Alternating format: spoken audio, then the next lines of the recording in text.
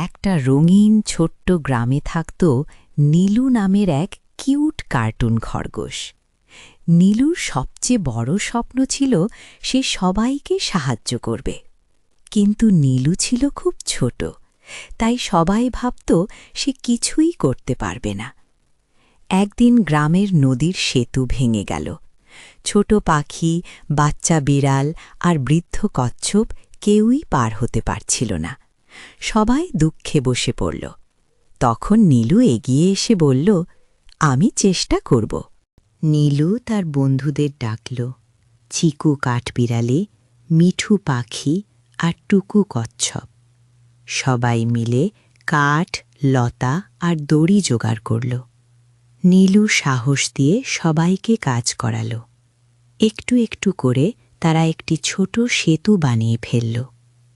সবাই নিরাপদে নদী পার হল। গ্রাম জুড়ে খুশির উৎসব শুরু হল।